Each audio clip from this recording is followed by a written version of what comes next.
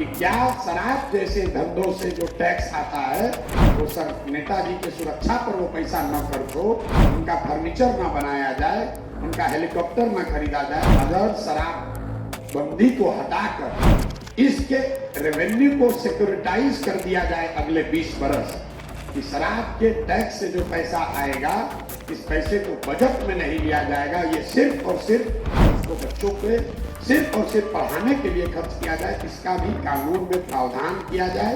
अभी तो जो पैसा है वो सैलरी देने में ही चला जा रहा है। करीब करीब 5 लाख करोड़ रुपए की जरूरत है अगर बिहार में शिक्षा व्यवस्था में आमूलचूल परिवर्तन लाना है। 26 वर्षों में 17,000 से अधिक डॉक्टर बना चुका बिहार एवं झारखंड के छात्रों के बीच विश्वसनीय संस्थान गोल। अगले 10 वर्ष का जितने इकोनॉमिस्ट से मैं बात कर रहा हूँ, करीब करीब 5 लाख करोड़ रुपए की जरूरत है अगर बिहार में शिक्षा व्यवस्था में आमूलचूल परिवर्तन लाना है। 5 lakh additional investment, capital investment चाहिए।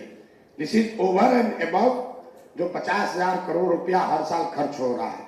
तो अगर आपको 5 लाख करोड़ रुपया जमा करना है तो एक उपाय जो दिख रहा है, अगर शराब बंदी को हटाकर इसके रेवेन्यू को सिक्योरिटाइज कर दिया जाए अगले 20 बरस, कि शराब के टैक्स से जो पैसा आएगा इस पैसे को बजट में नहीं लिया जाएगा, ये सिर्फ और सिर्फ बिहार में एक नई शिक्षा व्यवस्था बनाने के लिए खड़ा किया जाएगा। तो दुनिया भर के इकोनॉमिस्ट जो लोग हैं वो बता रहे हैं कि 15 से 20,000 करोड़ रुपया हर साल को अगर आप सिक्योरिटाइज कर दीजिए तो आपको अगले 3, 4, 5 सालों में 5 लाख करोड़ रुपया आप मार्केट से बोरो कर सकते हैं बहुत सस्ते दर पे। जैसे बुलेट ट्रेन चलाने के लिए 1 लाख करोड़ रुपया जापान से लोन लिया गया है 3% ब्याज पर। तो हम लोग को इस पर भी चिंता करनी चाहिए कि क्या शराब जैसे धंधों से जो टैक्स आता है वो सर नेताजी की सुरक्षा पर वो पैसा न खर्च हो, उनका फर्नीचर न बनाया जाए, उनका हेलीकॉप्टर न खरीदा जाए, उसको बच्चों के सिर्फ और सिर्फ पढ़ाने के लिए खर्च किया जाए, इसका भी कानून में प्रावधान किया जाए। कम से कम जनसुराज की पब्लिक घोषणा में कहा जाए कि शराबबंदी अगर हटाएंगे तो ये पूरा पैसा सिर्फ और सिर्फ बिहार में भविष्य बदले इसके लिए बच्चों के पढ़ाई पर, कैपिटल इंफ्रास्ट्रक्चर बनाने पर खर्च करेंगे। इस पर भी आप लोग को चर्चा करनी चाहिए। और मतलब कि संसाधन आएगा कहाँ, ये मेरा एक विचार है। बाकी और जितने लोगों का विचार है कि 5 लाख करोड़ रुपया कैसे इकट्ठा किया जाएगा। अभी तो जो पैसा है वो सैलरी देने में ही चला जा रहा है।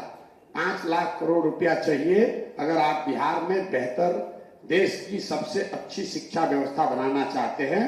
उसके लिए इंफ्रास्ट्रक्चर के लिए, ट्रेनिंग के लिए, प्रोटोकॉल्स के लिए, प्रोसेसेस के लिए वो व्यवस्था लगेगी।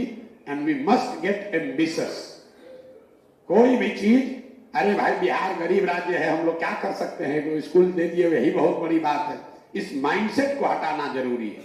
हम लोग के मुख्यमंत्री खड़ा होकर कहता है अरे भाई हम लोग गरीब राज्य है, खिचड़ी खिला रहे, यही कम बात है।